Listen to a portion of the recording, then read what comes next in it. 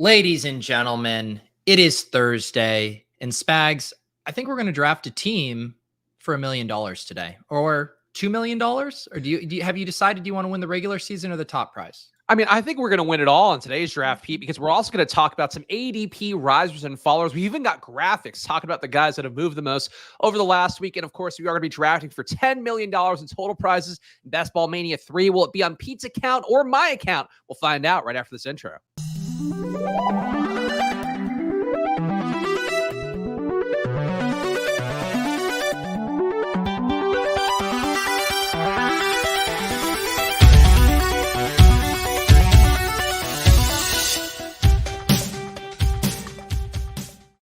Hello, everyone, and welcome to another edition of Splash Play, the fantasy football podcast for every game under the sun. And once again, I'm Chris Spags, joined by your friend of mine, Pete Overzet. Pete, how are you doing? I was actually just watching your ship chasing show with Sean Siegel from last week, and really all the insights that were in there, I feel like we've already started to bear out in reality right before our eyes.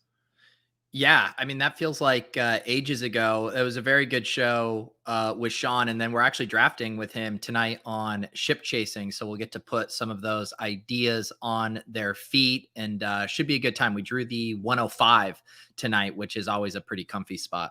Yeah, it's got a lot going on here. Of course, it's best ball season, so make sure you're subscribed to the Peach channel, as well as the Splash Play channel, which will be the exclusive home of all of our NFL DFS content when week 1 starts. So go subscribe to that, youtube.com/c/splashplaypod, or hit the link in the description to go subscribe on YouTube right now. But Pete, I feel like I'm going to throw the floor to you a little bit here, because I think there might be some news you want to hit on. I have the Deshaun Watson news item. I guess let's just get this out of the way. I know we love talking to Deshaun Watson here. Officially suspended 11 games, fined $5 million after a settlement between the NFL, the NFLPA. His theoretical season debut is now the date apparently the NFL didn't want. December 4th against the Texans. Looks like he'll be the first time he's eligible to play. How do you feel about this one, the saga potentially being over, Pete? I guess barring something unforeseen, at this point, it feels like we are now officially locked into 11 games. Yeah, I was just writing this up for the Fantasy Life newsletter tomorrow, and I did say the one silver lining is that this is over, because it was like all of these things that hang over our heads way back when. It was, where was Julio going to sign? That seemed to drag on forever. Way back when it was, where is Devontae Adams going to go? So when these sagas get wrapped up, it feels good in that regard. But I mean, this was just such a slap on the wrist, all things considered. So much doublespeak too. You know, the league throwing around how they wanted an indefinite suspension and a big fine and all this stuff. And then it comes down to 11 games, 5 more than the one doled out from Sue Robinson, and then only a $5 million fine, which, when you're making a $230 million guaranteed contract, is literally a drop in the bucket for him. So this seemed pretty weak, but also very on brand for the NFL. And of course, the one thing they're good at, dialing up a soap opera here with him coming back to play the Texans, because that's what we should be getting excited about, is his revenge game against the Texans. Yeah, for the 3-8 Texans versus the 3-8 Browns, I'm sure we'll be seeing on December 4th. But I'm just glad to have this saga behind us. Glad to not have to talk about it, and a very uncomfortable thing for everybody to have to squeeze into their NFL fantasy football content. And so you'll be seeing probably a lot of Jacoby Brissett, and we'll see if the Browns do anything else here. I think there's been some rumors of Jimmy Garoppolo. Feels like an 11-game suspension. Maybe they don't go that way. But Pete, any news items you want to hit? Because I have a few here. I'm wondering about their actual how much you'll care about them. One, I think you might enjoy from an ironic perspective, but anything in the Fantasy Life newsletter that you want to bring to the people? Because I did note today's newsletter was basically a sponsored post for Amon-Ra St. Brown. It was. Yeah. Amon-Ra and the talk of the town. He was trending on Twitter yesterday, I think, because of some of his Hard Knocks clips circulating. And then Matt Harmon, who writes up some reception perception stuff for us in the newsletter, also had a profile on him. So yeah, I've been pretty excited about Amon-Ra. He's always a guy I'm excited to draft. And now we'll see if he gets the Hard Knocks bump or not to his ADP. I would say the only other kind of big story / non-story from yesterday was Melvin Gordon being pretty candid during a press conference. And, there was the quote floating around where he said they want Javonte to be the guy. When you watch the entire clip, it's, he was basically referring to, someone asked him a question of like, who's going to get the first carry of the game. And he kind of made it seem like, yeah, this is going to be a committee, but, Javonte is going to be on the good side of it. And I didn't think there was actually anything truly actionable there. Although there was, I don't know if you watched the clip, but there was this kind of resigned tone in his voice where he made it seem like I could see where the winds are blowing here, and they clearly want Javonte to get more touches. that was just what his voice was telling me. I don't know if that's actually going to be the case, but I thought it was an interesting little thing to point out regardless. Yeah, it's definitely, a lot of the fantasy analysts out there make the same argument, wanting to see more Devontae, even though these guys were basically statistically pretty similar players, other than a little bit of a slight edge and missed tackle rate last year for Devontae Williams. But it seems like the same situation we've known. Probably you could expect at best for Melvin Gordon a 50-50 split, probably more likely a 60-40 split with a younger back getting some love, but definitely no surprises there. So, Pete, the ironic news item that I feel like we need to hit, which I got tagged in a bunch of things, Drew Lock announced to be starting this week in the preseason Seahawks game. Also is going to be working with the ones all week. Turns out, Pete, he's got COVID. And I need to defend Drew Lock a little bit. He's vaccinated. He's done everything he could to play it safe, play it smart. But to see Drew Lock get the chance to start, to work with the ones all week and then have it dashed away, I'm sure crippling for you, Pete, as also a fellow huge Drew Lock fan. Yeah, you know what? It's this is a classic Spags news item. It just the Seahawks QB battle just doesn't come across my radar as much, when I'm kind of filtering for the most important things. But I should have known that you would dig this news item up. So yeah, sorry to your young prince who now has COVID. Tough break. I honestly think it's not the worst thing in the world to have a little more mystery box for Drew Lock. Like, we draft these guys in fantasy, talk a lot about the mystery box kind of profile where you don't know what these guys are over the course of years, so you can find it out. For Seattle, like, we kind of have a read on what Drew Lock is. If you want to spin it positively, you look at the rushing, look at the deep ball throwing, look at the control he had in their preseason game. But I think, Pete, between Drew Lock and Geno Smith, like, at this point, either these guys playing less snaps and just being less visible in live game action, potentially throwing that back crippling pick that I think could happen. I feel like I don't mind Drew Lock sitting this one out and hoping that Geno just completely falls on his face. Yeah, no, I'm with you on that part, Adam. Trust me, we're not having a COVID discussion from like 2 years ago right now. That's not what we're doing. I will also say, not to change the subject on the Seahawks. I am always happy to give you your platform to talk about Drew Lock, but we haven't talked a lot about what's going on with Tom Brady here today. And Lauren, my wife, texted me out of the blue this morning. She goes, "Did Giselle and Tom break up?" And I was like, "What?" And so I start frantically like Googling on Twitter or something. And I couldn't find anything other than a few unsubstantiated rumors. But I mean, we're at the full on rumor stage right now. Or should we be worried about Tom's personal absence from a football standpoint? Do we think his life is crumbling behind the scenes? What's the word? Well, wasn't it like one of the guys in chat, I think on Monday's show with us, with Splash Play, of course, where somebody was saying like, oh, there's rumors that Tom Brady's going to rehab for painkillers. Like, it could just be that people are spinning whatever the most negative, interpretation or personal reasons could be. There's been a lot of weird signs around this whole situation, obviously with him retiring, reportedly wanted to take time away to spend more time with his family. Then he does retire and unretires because apparently he didn't want to spend more time with his family. So I don't know. It wouldn't surprise me at this point if any of the things. I still expect Tom Brady to show up and take care of business, but I feel like this just lends credence to the stuff that we've talked about, that I think the Bucs have a decent chance at having a down season, and it feels like Tom Brady just not being there, not with his guys, like, flies in the face of everything we know about Tom Brady, but also just feels like it portends something bad coming their way. Yeah, it's interesting. Yeah, the fun thing with Tom Brady is there's so many things surrounding him in his orbit. You could say his marriage is on the rocks. He's doing a recruiting trip with Gronk. He's recording another FTX commercial. Like, it could literally be anything. So it just gives us something to sink our teeth into. Other news items, and you can tell me if you care about them or not. Packers receivers had to meet with the QBs after Aaron Rodgers threw the young guys under the bus, calling for more consistency and complaining about a lot of bad drops, a lot of bad route decisions, running the wrong route. Pete, the Packers receivers, obviously Romeo Doubs, one of the guys who's not going to make the chart that we have today of ADP risers and fallers. He was just on the outside of the top 4. But a guy people are investing pretty heavily on. People are also investing negatively in Christian Watson, where I've taken him in the 18th round on DraftKings, also similar late on Underdog. But it feels like overall, like, I think this is probably a good sign that like Rodgers has the control now. The whole thing was him kind of battling the organization to get what he wanted. And now he bitches about something in the media. The next day, these guys are in meetings. I feel like that would have me feeling positively if you are reaching for Romeo Doubs right now. Well, the whole thing with Rodgers historically was been how much he hates these young wide receivers, how he doesn't trust them, all the way back to how long it took Devontae Adams to develop and break out, to jettisoning, Jeff Janis out of the league. I mean, he's a tough dude, but then the narrative was he went and did ayahuasca this year and now is hunky-dory, tossing out compliments to Romeo Doubs. And now it seems like maybe the ayahuasca high has worn off and he's back to his old ways. So I think what we really need here is another spiritual retreat for Aaron Rodgers. And then we can get back to him liking these rookie wide receivers. That's true. They just need to share in some sort of medicinal tea of some sort. I don't know, healing crystals, a lot of ways for them to get back on track. And the last news item, which I think we would expect, Kenny Pickett moving up the depth chart to number 2. We'll see quote unquote varsity action according to Mike Tomlin versus the Jags. I feel like, Pete, our bet all along is when Kenny Pickett starts by the time week 17 rolls around, is why perhaps he's worth drafting in some 3 QB builds. But I feel like him moving up after the first preseason game looking pretty good against Seattle.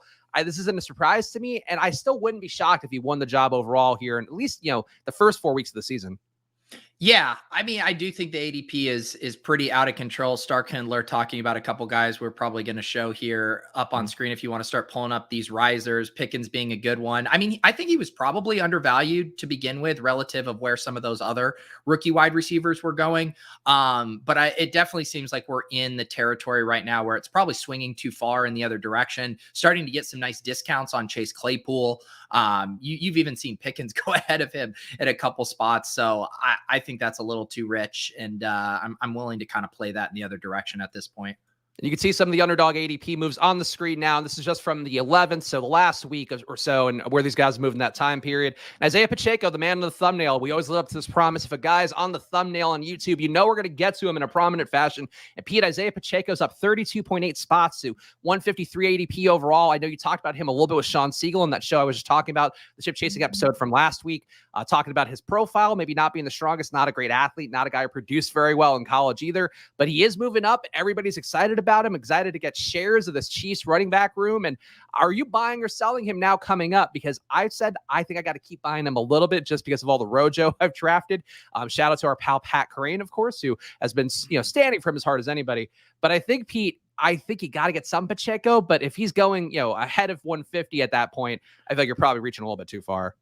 Yeah, and I mean, in our FFPC main event drafts, he was going 7th, 8th, and 9th round across the drafts last night, which is just absolutely insane. It's funny. I still don't think Pacheco is my preferred way to play it with this big of a jump up. I do think I'd rather grab CEH or even just keep taking McKinnon, who remains very cheap.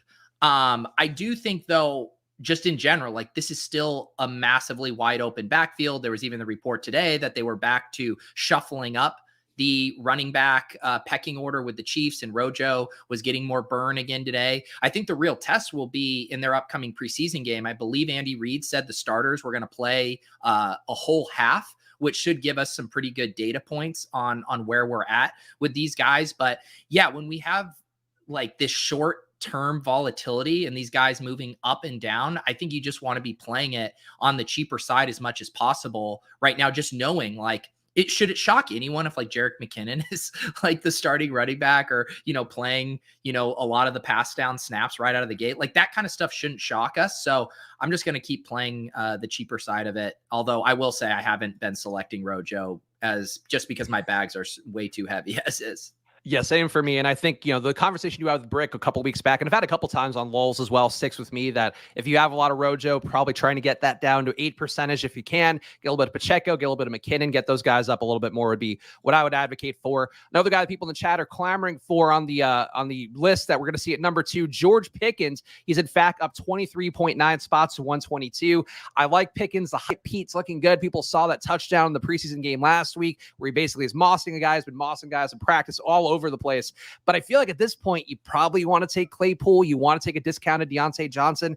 I like Pickens. I think he's going to start. I think Calvin Austin also being banged up, Anthony Miller being banged up. It's easy to see him in these 3 wide receiver sets. But at this point, Pete, like if you didn't get Pickens early on, as we talk about drafting these guys when they're in the 160 range, like it's hard for me to justify at this point to take a lot of Pickens.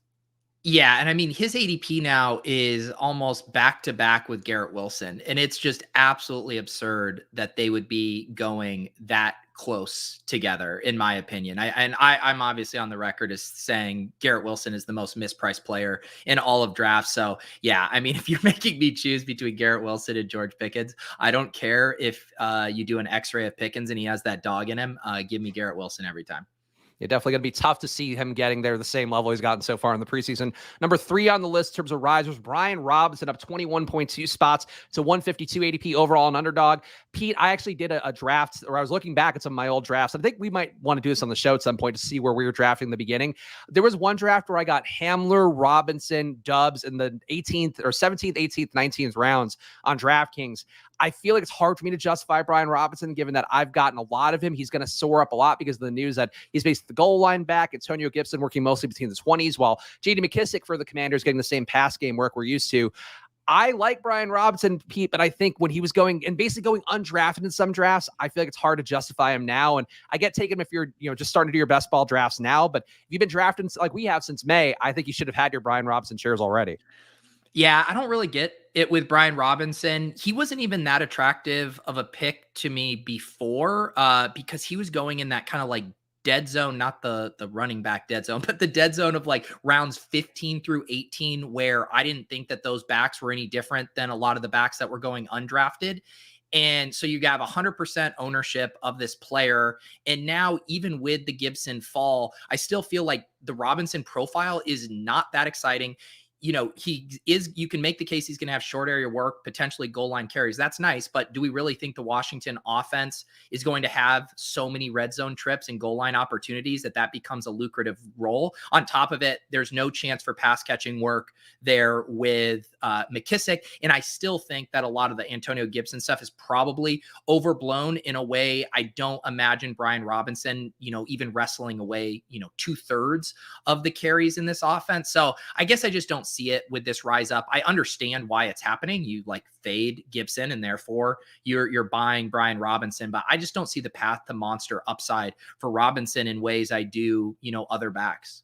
Yeah, I think he made more sense than a 0 RB build where you're getting leverage against Gibson when he was going a little bit higher. Now Gibson's not going that highly, so probably smarter to take a dip on Gibson and buy to the upside that Pete's talked about. And we have the 4th guy here on the list is Zay Jones. This one I don't get at all. He's up 19.2 spots to 187, actually up more spots than Romeo Dubs, who's only up 15.5 spots to number 136 ADP overall. Zay Jones, Pete, has been a guy that I feel like we've drafted sometimes, I think on the stream, just as kind of leverage against your emotional barriers with Laviska Shenault. But I feel like Zay Jones, I don't mind him. I don't think he's a monster player who's gotten materially better. And I just don't get why he would swing upwards when Christian Kirk, I think, is clearly a tier ahead.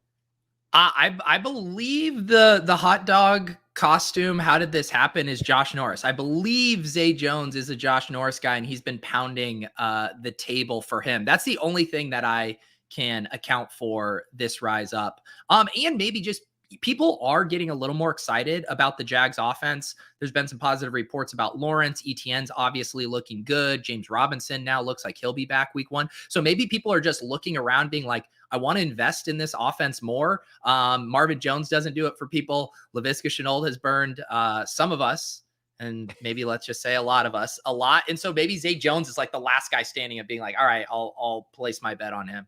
Zay Jones definitely has been good in small sample size stuff, but I think hard for me to justify. And I'd still take the stabs on Marvin Jones, even though people are pointing out GA in the chat saying Marvin Jones is said to be cooked. I would take him a little more Jones, I think, if he's coming downward. The guy's going down. Ronald Jones down 25.1 spots in ADP to number 178 overall. I think we kind of made our case here, Pete, but anything you want to pin on to Ronald Jones, who it feels like he could still be worthwhile at this point. I think Sean Siegel spelled it out that if you're drafting him now, you're probably not going to get hurt if he does get cut because it's just worth the equity that you can get. But I feel like Ronald Jones, I can't draft anymore, even if he falls to 190 or 200.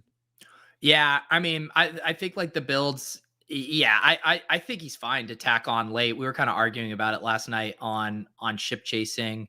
It is really hard for me in BBM specifically, where my bags are already so heavy that I'm just gonna wait for a little bit more clarity. Deshaun Watson down 18.8 spots to number 189. We talked about him. I don't know what you do with him. I think Justin Herzig had an interesting tweet about how in basically every configuration of why you take Deshaun Watson right now doesn't make the most sense. He's missing 11 games. Pete, if you're drafted for week 17, you could take Deshaun Watson, but is he like a luxury 3 QB build? How do you approach him at all? I think he's pretty much undraftable. Justin Herzig had a nice tweet about it too, how the different configurations of, elite QB with Watson or, 3 QBs, how the math just doesn't really add up in a lot of those ways, especially where his ADP is going to land too. I guess like the only way I could see doing it is in like a punt 3 QB build in the same way you tack on a Ritter, a Malik Willis, a Kenny Pickett. Maybe you're tacking on Watson. I think the skill position players are a little bit more enticing just because their ADPs weren't that out of control to begin with. And then on top of it, you could get some uniqueness if you're able to advance deep into the Underdog best ball playoffs, and then also have a guy like Bell or Njoku or whatever then kind of coming on once Watson comes back. But I think he's pretty thin, and there's quarterbacks just so deep this year. There's really good options at a lot of ranges. We don't even know, like, coming off of this big layoff in this environment, that he's going to be, cooking right away. So I don't know. I don't really see the appeal. And the last guy, Zach Wilson, down 16.9 spots to 206. Does seem like, Pete, his surgery looked pretty good. So in this spot, to me, I feel like this is one guy I would buy the dip on. People still drafting Elijah Moore at a little bit of a discount. Garrett Wilson has come down to a decently cheap range as well. I feel like that jet stack is actually pretty appealing. Michael Carter, a backdoor 0 RB guy, you could definitely get stacked alongside Zach Wilson. I like this spot for him now, and I feel like you're getting him for basically free. And it's a discount that you probably shouldn't have because he's going to be playing by like week 2 or week 3, you got to assume. Yeah, I'm in a bunch of these slow puppy drafts that I had registered for and have started to get a ton of both Elijah Moore and Garrett Wilson. I feel like early on in my drafts, I was only getting one or the other. And now that they're sliding, and so I know that my puppy 3 exposure is going to end up with a ton of Zach Wilson double stacks, because once you have the 2 best pass catchers and people are worried about the injury, it means Zach Wilson's going to be available to you in every draft. So yeah, I'm okay to continue to grab Zach Wilson there at the end. It sounds like at worst he'd maybe miss 1 or 2 games. And as we've discussed in these tournaments, we're not too worried about that early season production. As you can see on the screen, it's time to draft Best Ball Mania 3 and apply this knowledge here. And I'm going to do it quickly, Pete, in the hopes that maybe we get a softer room. It does seem like we're going to have a few spots available in this one. No, actually, it filled the second I got in. So it's possible, Pete, as Pete and I were talking before the show about who's going to do it. I now have an even 114 entries on DraftKings and even 114 entries in Best Ball Mania. And I just wanted to get some plus EV entries that aren't going to be ruined by our audience, Pete. So I'm glad we got in when we did. Yeah, although I still recognize some familiar names, some familiar badge bros. So I don't know if we're actually in that great a shape, room dynamics considered.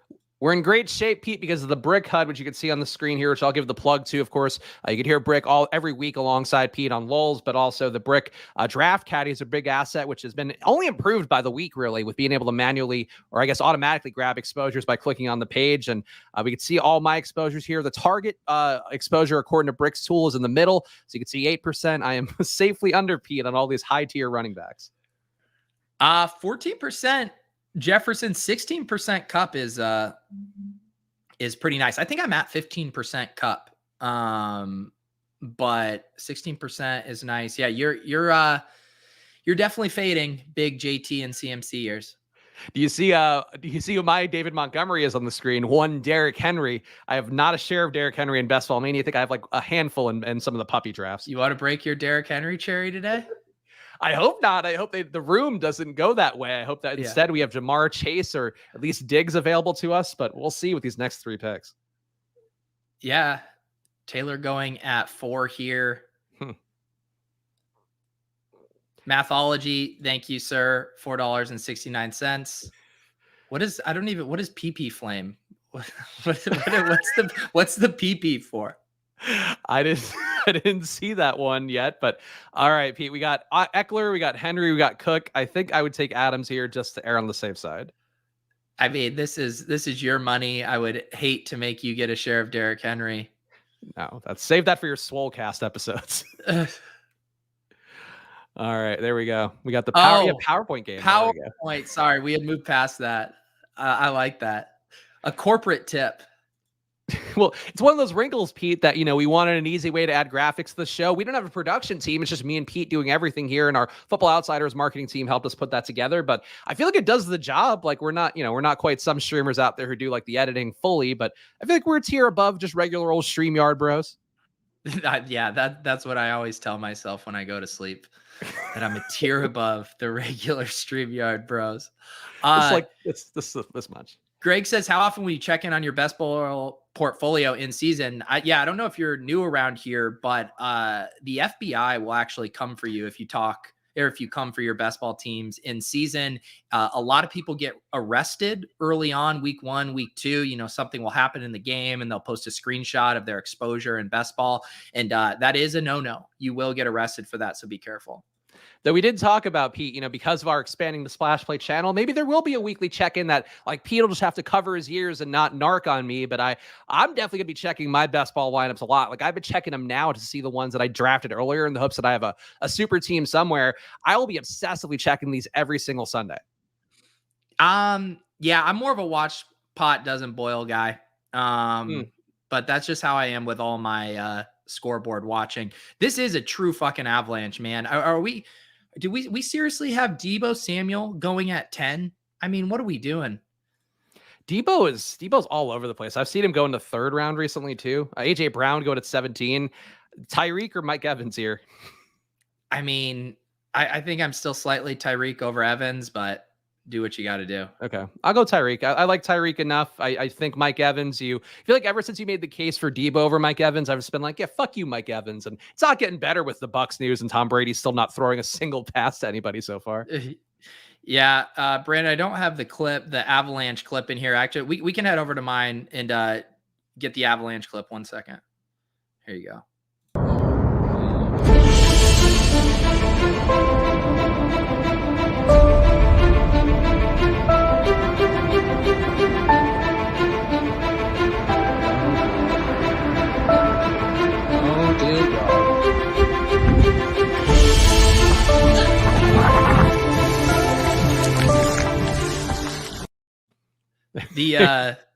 The number and name were actually pretty close on that one relative to what was actually happening here.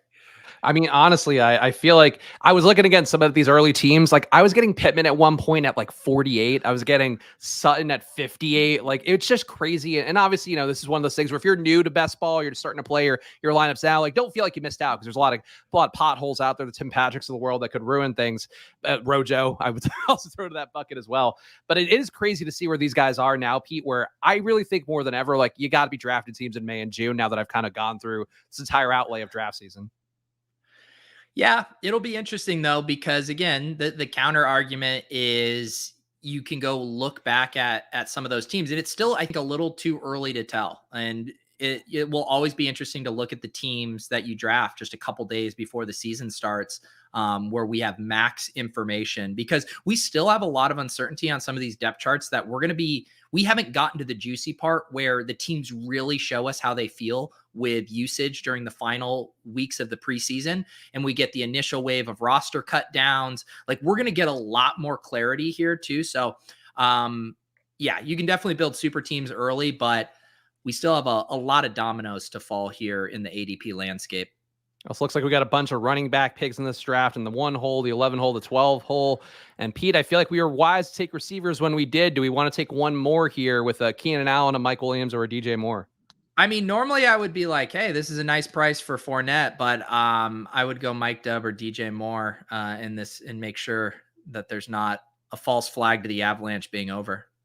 Yeah, we didn't take any bucks, so I'm going to take Mike Williams here, even though I don't have an issue with DJ Moore. Baker Mayfield also, I think one news item we didn't hit, apparently looking like he's for sure going to be the week 1 starter against the Browns. Something weird could happen, I guess, in the next few weeks. But I feel pretty good about DJ Moore. Like he still falls in some drafts, and I'll take DJ Moore if he falls. But if he's going like in the 20s, I kind of don't want to be there. Yeah, the 20s. I mean, I feel like he's kind of settled into that like mid third for the most part. He had that moment where right after Baker signed, he was like going early third for a lot, but I find his ADP to be very, very fair. And I even sometimes catch myself having eyes for him, even when Keenan Allen and Mike Williams are still on the board. So yeah, I feel like out of those 3, I like Mike Williams the most, just because it feels like he could have been even better last year if he hadn't, wilted down the home stretch. But if the Chargers are better, if Keenan Allen regresses a little, like I'm willing to buy the Mike Williams upside, I guess. But DJ Moore, it's hard to argue too. Like he's going to have his best QB he's probably had his entire Panthers career, I guess you could say, with Baker Mayfield potentially. Yeah, it's probably not even close, which just kind of speaks to how bad the quarterback play he's had. So yeah, I mean, he's been awesome, and the whole thing with him has just always been TDs and just overall offense efficiency, but honestly, mainly just TDs, because he's made it work from a yardage and PPR standpoint, even with subpar quarterback play. So if he can just regress a little bit in the touchdown department, he's gonna have a very nice season. Yeah, so we're coming up again. Another pick here. Of course, play along with us at Underdog with the promo code SPLASH. Double your deposit up to $100 on there. We got Zeke. We got Allen Robinson, Judy, Gabe Davis. I mean, no natural week 17 correlations, Pete, unless you wanted to reach for Herbert. Yeah, but I feel like Robinson's a natural week 17. Oh, yeah. You know what? I forgot. Okay, my bad. I wasn't paying close attention. I was just trying to present as thoroughly as other competitors in the streaming space, Pete. So I slated a little bit too hard and actually pay attention to the draft build. I have been taking Gabe ahead of A-Rob, but in that context, I don't mind it. Yeah, Gabe goes, I've seen him go at the 30 spot in some drafts recently, and I am drafting pretty hard, Pete. I actually did update my calculations. I got to be doing, let me see real fast. I think I'm like 3 drafts a day I have to do on each. No, I have to do 3.5 drafts per day across DraftKings and Best Ball Mania to get to my target mark. And I know you care a lot about these things. So add to the stress levels for yourself as you're moving and all these other things going on in your life. You said too, to get to that, the half draft, that you've been starting one at like 11:30 at night, and then that way you can do half a draft one day and half a draft the next day. Is that how you said you've been handling it? That's how I love doing it. I love, basically giving myself a slow draft kind of mindset. Yeah. I do think you can start to see the softest rooms. I know you've talked about the late night drafts on Underdog. I feel like I'm really settling in that late night drafts on Underdog, but also like mid-afternoon on Underdog. Like, I think if you avoid when people are streaming, you get really casual kind of rooms. Because I had one draft on Underdog today, which like didn't match anything we've had in a stream this entire draft season.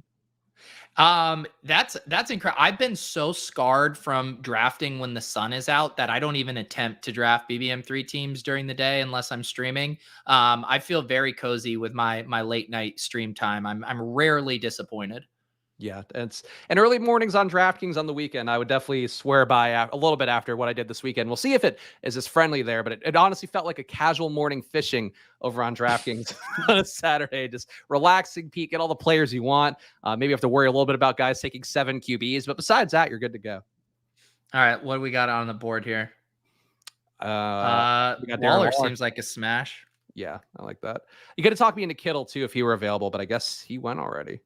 We're getting a positive. There was a little bit of a injury worry there with Waller, but there was a report yesterday from The Athletic that he looked himself at practice. And so, on a team where we already have Adams there, Waller at pick 56 is super nice.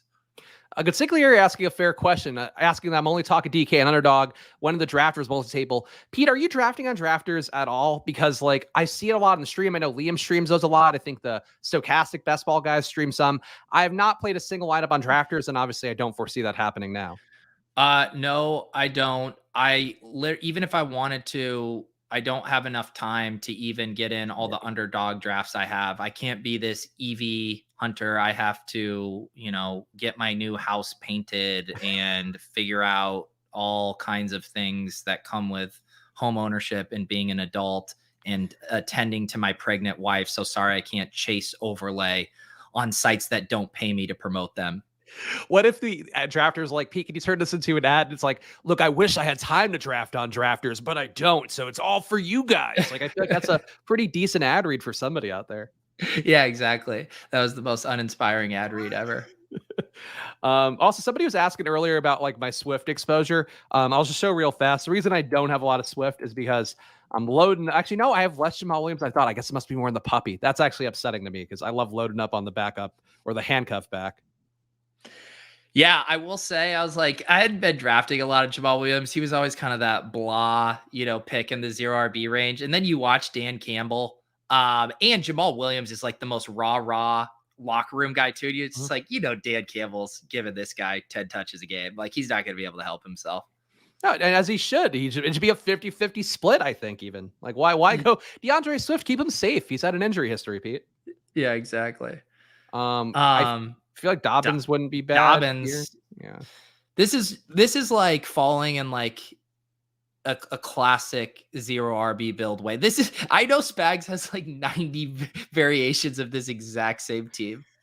Mitchell too would make sense because of our 2 Raiders, but Dobbins is too cheap at this point. Yeah, I can't take Mitchell over Dobbins. I know we've had this debate before. I feel like when I have two Raiders, I'm willing to go Mitchell, and I still don't mind taking Mitchell just because I think he'll be fine when the time goes. But Dobbins, like, there's no reason for him to be 11 picks after ADP at this point, given that we know he's going to be playing for Week 1.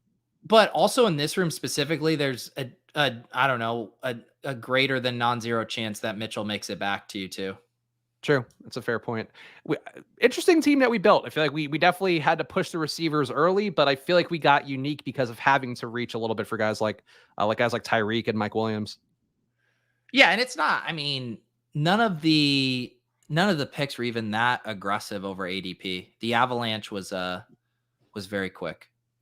Guys, make sure you're subscribed right now as well. Of course, Pete's going to have a ton of drafts on his channel. I'll be doing the Spags solo stream tomorrow at 2:30 on the Splash Play channel. So come draft along with us in all these rooms. And if you're curious about DraftKings as well, I usually do a double draft there of Underdog followed by DraftKings, so you can see it there. And I think Merritt's playing on both sites, but obviously the best stream experience is Underdog by a pretty wide margin. Let's scroll down a little bit so I can see these picks here. Burrow goes off the board. So we're definitely going. Well, I guess we're in a nice range there with Carr and Stafford, and then we also have Tua as a backstop for potential stack. Yeah, Lance went. People are pointing out. People surprised too that he went before the 6th round. It doesn't surprise me on Underdog. It doesn't happen very often on DraftKings, which I don't know what that says, but Underdog, I feel like Lance is getting borderline untenable on Underdog. I told you. There you go. I thought Mitchell. Did Mitchell go? I thought Mitchell made it. Oops. Tony goes early for Edmonds too. Ugh, this is such a gross spot. Yeah, we don't have any Russ. I mean, I feel like we should maybe take Russ just to get a QB. Yeah, although I'd rather sit on the Carr and Stafford pocket and maybe get I'd maybe go Pollard or CEH here is probably what I'd do. Okay, I don't mind Pollard. I don't know that I'm buying necessarily him getting the pass game work that some of the Dallas reporters were talking about, but I still think Pollard's a perfectly fine play. No autopilot for me. I don't know why that came on. You probably could have taken Amari too at that price. I mean, my thought was like I haven't taken a lot of Amari, but I felt like a lot of the Watson stuff was already kind of baked into his ADP. Pick 80, it seems fine. I don't know. Yeah, I don't mind because I feel like now we can go a little bit lighter on running backs. Because we have Dobbins and Pollard. And for me, I love feel like that. You're a true zero RB bro who feels he could go lighter on running backs once he's locked up Dobbins and Pollard. My God. I've been getting some nice zero RB builds lately. Like guys going, even again on Underdog this afternoon. Like I got, actually, I almost want to pull it up because it was like very unique by Underdog standards where I got my first 3 running backs 20 picks after ADP. And it was like, it wasn't quite AJ Dillon, but like that range of guys. And I feel like that's one of the things that I kind of have to adjust for mentally where, because it's like more a casual drafting season, like Underdog is softer than it's been probably at any point we've been drafting now. But then you just see shit that's like illogical more frequently as well. What is teams 12 start there after ripping Ayuk, Sky, and Burks? Did they have a running back heavy start? Okay. Yeah. And took Lance. Okay. So they got the stack with Lance and Ayuk and now trying to cover ground at wide receiver, paying very premium price tags for all these guys that have been much lower at various points in the offseason. Yeah, that's because normally you'll see people do the Lance Ayuk double tap at 6-7. Or wait, is that right? 1, 2, 3, 4, 5, 6, or 7 is 7-8. Is that where people were doing it before? That just the 5-6 does seem early, but I guess that's where you have to do it these days. I'm glad that we've gotten a lot of Trey Lance on these streams. Oh, we're back on the clock. Good. Shit. I'm just gonna take Ramondre. Yeah, whatever. Yeah, I'm not buying the dip on Antonio Gibson for what it's worth. Yeah.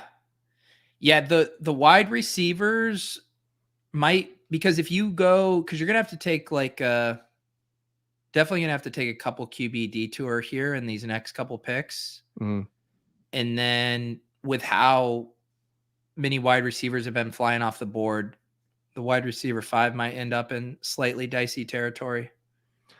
I think we're gonna have to go younger for the back half of our receiving core. Like one guy I've been taking a little bit of, and I think he kind of fits what you had initially pitched with Isaiah McKenzie. I'd like to take a Khalil Shakir now in the 18th round or the 17th round, just because like he's been playing outside more. He's not just like a slot backup. And I feel like that's one way to get a share of that offense and hope that it bubbles up with a young player.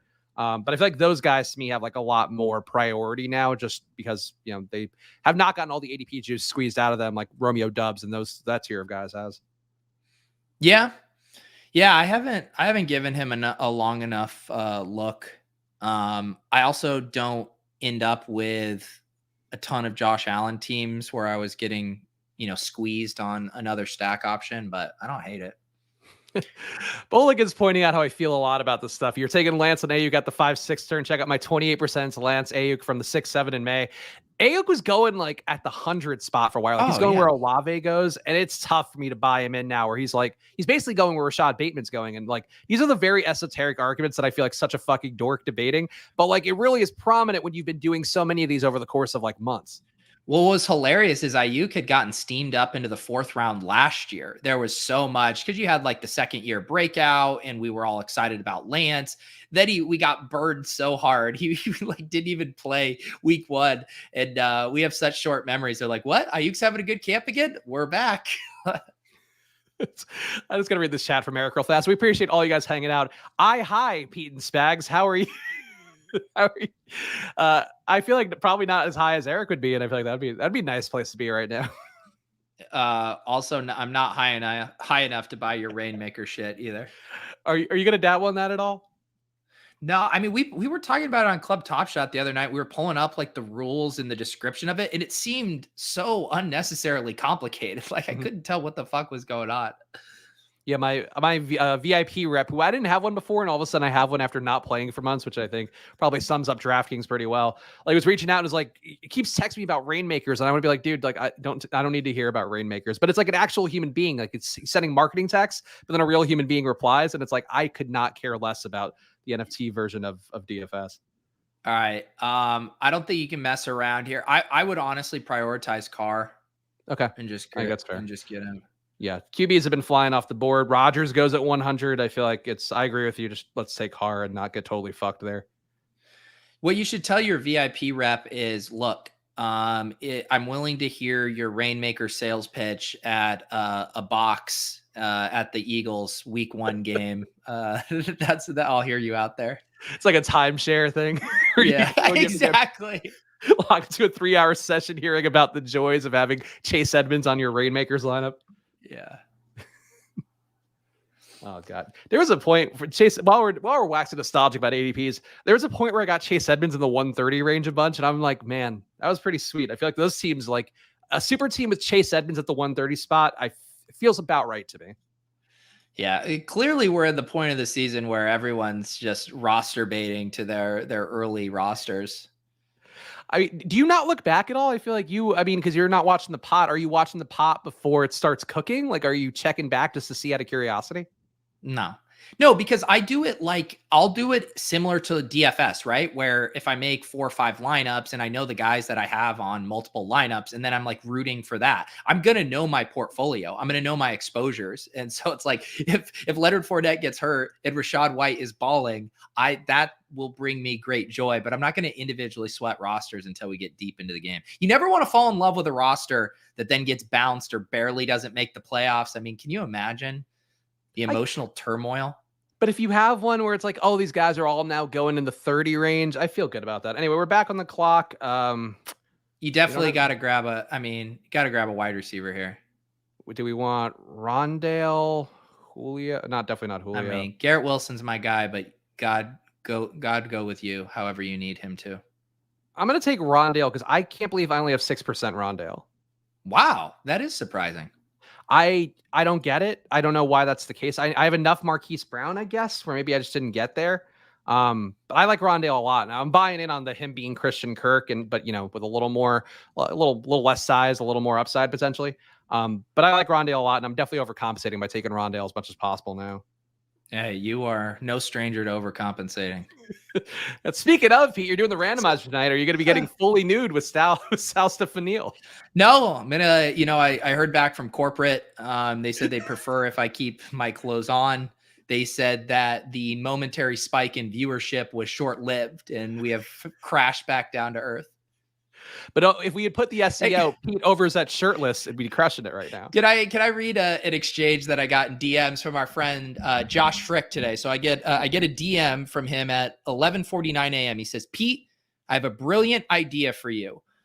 Normally this would be a DM I would ignore, but I was feeling frisky this morning on Twitter, and I snap replied, 'I've already shown my nips once, Josh.' Josh replies, 'Well, it does have to do with that.' He goes, 'Do a ship chasing draft, but everyone is shirtless. Call it nip chasing. Goes with your new nip brand.' And I said, 'What do I look like? Just a piece of meat?' 'Pete, I have my own nipples to worry about,' goes Josh. 'I'm trying to help build the brand. Thank you for the oh no, that's a sincere part. I didn't mean to read that." Okay. Honestly, though, nip chasing is a pretty strong brand, if we're being honest. It is. It is. That could have been the Mathology spinoff. If you guys had kept him in your talent roster instead of allowing Splash Play to get him back, you could have been doing nip chasing every week. Yeah, I mean, Ship Chasing is prepping a multi-year offer to Mathology. We do know we have to compete with your offer. We have made a very strong offer, 1 year premium membership to Pornhub. We're tossing in a catalog of old Playboy magazines. I don't know what you're going to be able to bring to the table to lure him away from us. I feel like I would offer up, I'd go a different direction. I'd get him an Oculus Quest and also a subscription to VR porn, because then it's like a whole different medium entirely. We can't compete with these offers. We were making, it was like we made an offer to Mathology as a teenager and not the one in his current form. We messed that up. I didn't know when I did my stream with Mathology, I'm like, oh shit, Mathology must be a good construction worker because his house is fucking crushing. Like, he's got a really nice designed house. I was like, I don't know what to make of what I know about this man, but it's an interesting picture that we've received on this show. Hang on, just a little delay here on this.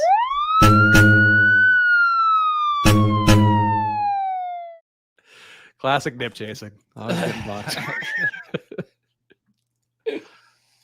Okay, we got nice little running back zone. People not drafting Julio, which is an interesting room. I feel like everybody loves drafting Julio because he was good 5 years ago. What's your QB plan here? Are you willing to risk losing Tua here? I mean, are we going to lose Tua? I also feel like I would push it on Tua and probably grab Hendo or Spiller. Just with this zero RB build, I think you need a little bit more running back upside. Yeah, I wouldn't mind getting Tua here, and I worry about some of the zero QB guys who are going to be there. But honestly, let me see the rest of the roster again. We got Derek Carr, J.K. Dobbins, Tony Pollard, Ramondre Stevenson, Darrell Henderson at wide receiver, Devontae Adams, Tyreek Hill, Mike Williams, Allen Robinson, and Rondale Moore, and a tight end, Darren Waller. Yeah, so you still have two in play. I think Mac Jones with Ramondre and a backdoor receiver would make sense. Yeah, I would agree. I mean, there'll be some cheap. We could maybe get Detroit late too. There's some other ways we can go where I'm not going to panic about it. Where I don't want people to prioritize Tua and take them away from us. But at the same token, if they do, I'm not going to be too worried about it. Well, spoiler alert, he's not coming back, says the Waddle owner. Oh, BK Muchacho. I'm telling you, BK Muchacho, the classic person who's not commenting, just anything in their orbit barely referenced, and they scurry out of their hole to fire off a chat. BK Muchacho, I think, was on the Friday stream on our DK draft that I was doing. So he was there, and there he goes to dark. We could take Justin Fields because we got. I think I would do that. I think I would take Fields and still be open to a 3 QB build if needed, or I think you could also rock 2 here. Okay. Yeah, I feel like at this point, Fields, I was briefly worried that Fields had the same bye week as Carr, because sometimes I don't know if that catches you off guard at this point, but like, I forget, it's like Burrow and Lamar has the same bye week, and it's like, fuck, like I feel so good about this duo. And then you go like, oh, they're both like a week 6 bye week, and it just ruins the vibe entirely. Yeah. Yeah. You got to do a quick little check there on the QB buys. My enthusiasm sometimes gets ruined with that one. Here's what my exposure is about, guys. So I have 4% Galladay, 17% Madison, Pete. So I'm coming back down to normalcy after getting Alex Madison in literally every draft for a month there. Yeah, you did go, like every teenager goes through their rebellious phase. Spags went through his Madison phase. Glad you got that out of your system. You're stopped wearing all black, and it's nice. Anybody seem weird to you that I don't have a lot of or do have a lot of in this group? Because I feel like this is definitely a group that as you can see, I'm making a lot of picks. We'll go back up and leave it. I mean, the Algier stuff's out of control. Can't panic about it now. I still don't get the Osborne fascination. Oh wow, I didn't realize you were that heavy on Herbert.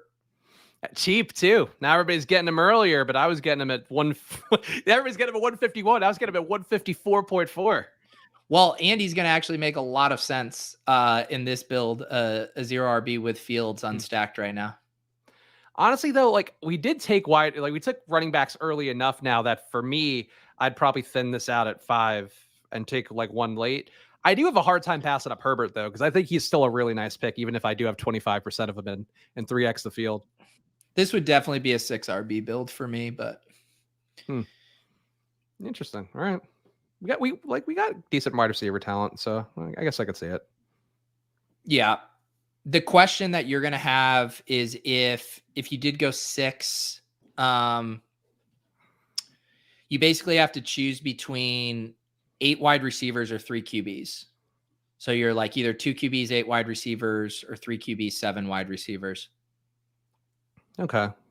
Yeah. I mean, like if Herbert's here, I wouldn't mind taking him. Though at this point, the discount on Madison is fairly prominent. Spags, we're getting a couple of questions about our DFS programming in season. Neil asking, Pete, is the Deposit Kingdom Rake Free League making comeback this year? Yeah, unless I've torched my relationship with DraftKings, I will reach out to my rep. And by rep, I do not mean because of my high stakes play. It's because of the, I forget who put me in contact. I actually think Spiz put me in contact with someone over there. So yes, I will try to get that back. And then Mike wants to know, Spags, are we doing low ball this year?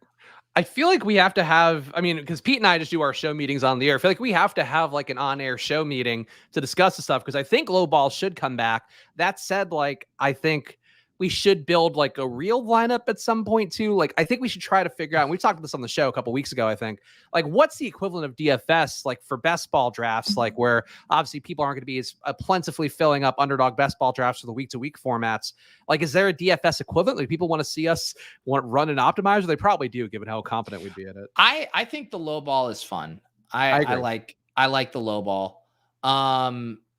Rick asking, how big is the field on the Deposit Kingdom tournament? I'll tell you exactly how big it is. However big it needs to be so I don't have to tweet out multiple links to fill it. That is the perfect size. That's first time you ever heard that phrase said on this show. Is that a bonk? Oh man, Christian Watson falls too much in drafts. Like I would take flyers on him at this point.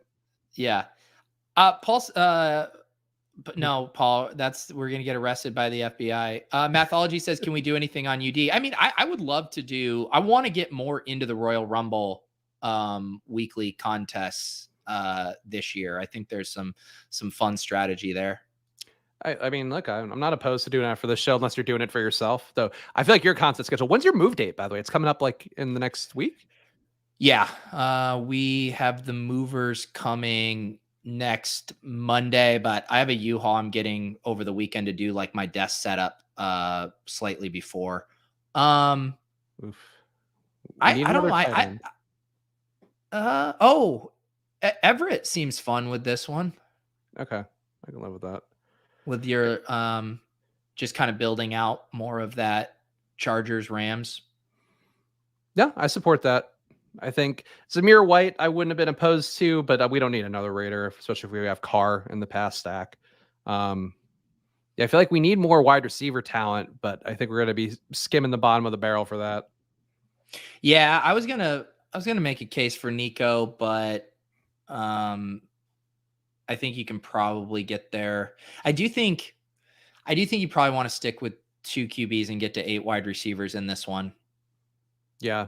I mean, look, Equinemius St. Brown falling back to earth, Pete, after going to the 16th round for a while. So we get our shares of him. You get all your Equinemius St. Brown on my account because I'm sure you're not taking a single fucking one of them on yours. I had my last pick in the Dalmatian draft, and I had a Fields team. And I asked the Ship Chasing Discord this morning, who is the wide receiver 2 on the Bears now? Because I feel like it changes every single week. But I was told we are back to Brian Pringle. or Byron Pringle. So that's who I've been tacking on in my Bears stacks. If you're playing for week 17, like he probably will be out there. He's the hamstring issue to start is not great. He also had like a legal issue in the offseason, which I don't know. Like I never think about like fourth wide receivers having legal issues. It's like, oh, the star player has legal issues. The fourth guy just shows up to work, buys crack for his teammates, like on playmakers. That's how that goes. I thought you were doing a playmakers bit there. Yeah. But yeah, Byron Pringle is probably the guy though. The Pete again, Isaiah Coulter, rave reviews for filling in for Byron Pringle. Jesus. It's been ESB, it's been N'Keal Harry, it's been Velus Jones. The answer is truthfully none of them, but that doesn't fly with us correlation bros. We have to add one. Actually, Mike pointing out too, Tajay Sharp has been getting some buzz as well. Oh yeah, no, I swear to God, it's a Russian nesting doll of they have 19 wide receiver 6s vying to be the wide receiver 2 on that team. I saw somebody on the ship chasing chat was like extolling the virtues. It might have been in the comments, was extolling the virtues of like the new offensive coordinator for the Bears and how the local hype is so strong. So I think one of these guys, Pete, could end up being very viable. These also Rams receivers for them. We're back on the clock. We could take Van Jefferson. I think I like Paris Campbell more than Van Jefferson. I don't know. But yeah, but Van Jefferson fits our whole thesis of this Rams game. Yeah, go for it. I mean, your life, your account. I don't take Paris Campbell much, Pete, as an Alec Pierce believer. I feel like I just owe it to him to not take Paris Campbell. But Spags, what's our price for another drunk stream? I mean, do we like? Is it a super chat thing? I would do it. I do it on Fridays. Yeah, sometimes. You're right. You would do this for free. No, mine was like, if you wanted it in the next 2 weeks while I'm dealing with moving and a bunch of stuff, it's an astronomical figure. The price will probably go down once I get settled in. It'll probably nest at around a $299 price point. Maybe we can make that like a monthly show of some sort where we do a monthly show. I'm not getting drunk with you at once a month. Pete, I need it. I still don't have a lot of friends here. These moments really matter for me.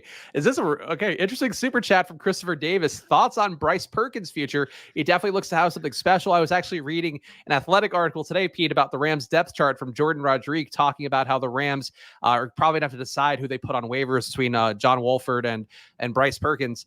I think his future is solid if Stafford isn't playing, because whoever plays backup is going to get to sling it around and get a chance to do it. But I don't have the confidence level, Pete, my third string QB knowledge at this point of the season. I'm glad you were able to handle this super chat while I Googled who is Bryce Perkins. So I appreciate that. He was he fed McCutcheon pretty well in that Rams preseason game, but apparently it's like a real decision point where they like Wolford. They like that they trust him. They like that presumably he looks like a coked out Badger, as we saw during last season when I was really touting the shit out of John Wolford. But Perkins apparently has enough upside to think he could be a starter if Stafford were to go. So buying in on Perkins if you were doing dynasty draft wouldn't be crazy. Yeah. Jason, I don't know what we said on this show to convince you to become a YouTube member. If you could let me know what I did say, I will keep saying that. But welcome. There's instructions on how to unlock the private channels in the Discord.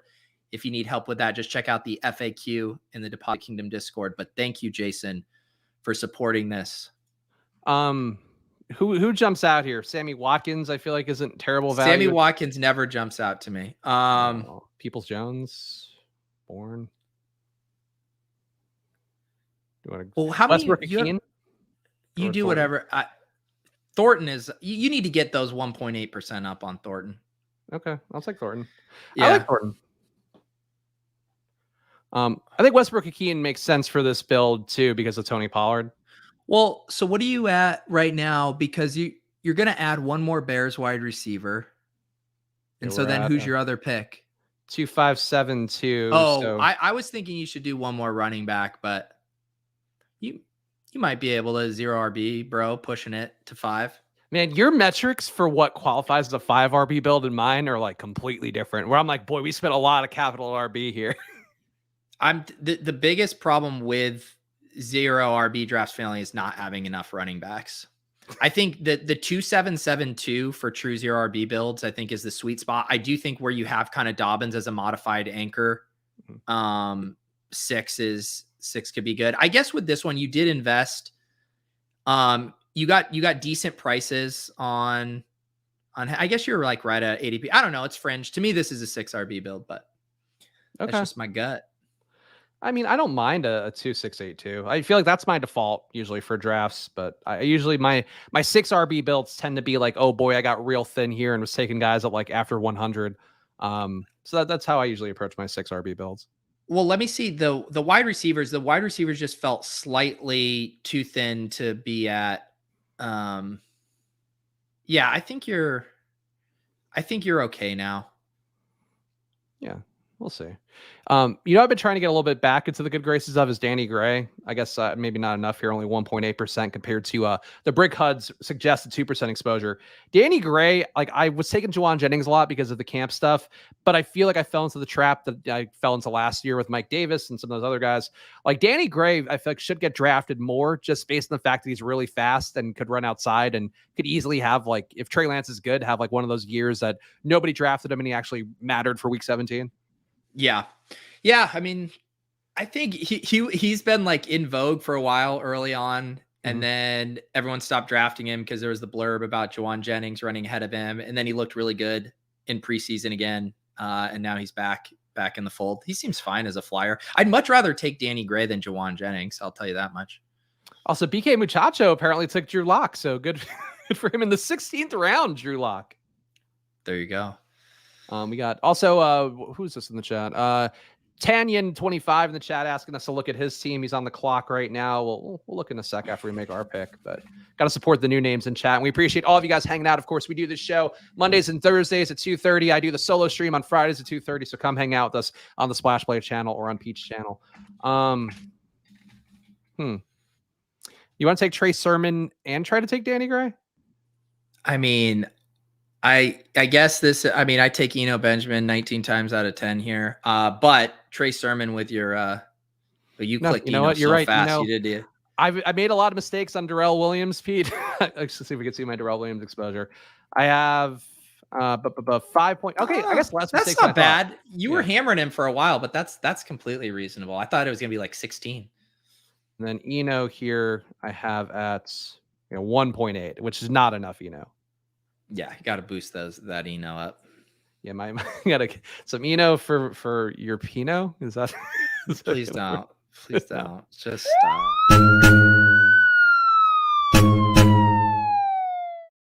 We're going to hop off really fast here, too, because Pete's got to jump to a meeting because he's a busy, important man now. We don't talk about that enough, Pete, that I might have the fancy title. I might have the Football Outsiders Almanac behind me that people can get for themselves at footballoutsiders.com/subscribe. But you're like practically a bigwig over Fantasy Life as they make some good moves, some new graphics I saw in the email newsletter. You guys are really making strides.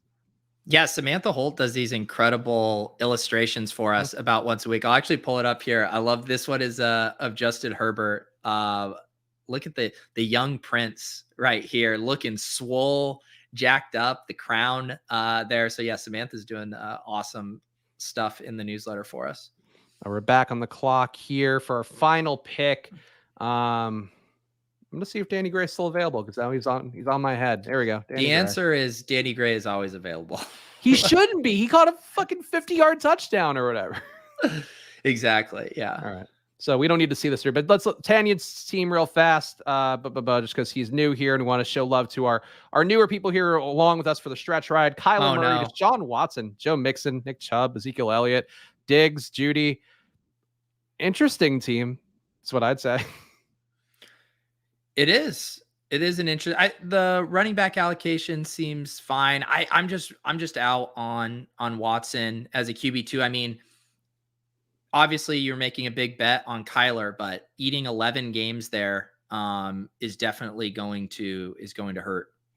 All right, so there we go. So there's the draft, and shout out to all the new people watching along with us. Hang out with us every Monday and Thursday at 2:30. My solo stream coming up tomorrow at 2:30 on the Splash Play channel. So come hang out then. And Pete, give the people a plug. Randomizer tonight with one of your old favorites in the fantasy industry. Yes, Sal Stefanile over from 4 for 4. I call him the nicest guy in fantasy. We've worked together over the years. Super excited to do a draft with him. We're actually doing a little later than normal. We're doing 8:30 tonight, and then we're going to roll right into our ship chasing main event draft with Sean Siegel over on ship chasing. So randomizer ship chasing draft tonight if you'd like to come hang. All right, so follow at Peter Overzet, follow at Chris Spags, and follow at Splash Play Pod, where we will follow you back. So if you're padding your follow numbers on Twitter and Instagram, go do that. Subscribe to the Peach channel, hit the like button, subscribe to the Splash Play channel coming out with me tomorrow at 2:30. We'll see you guys again soon. Bye.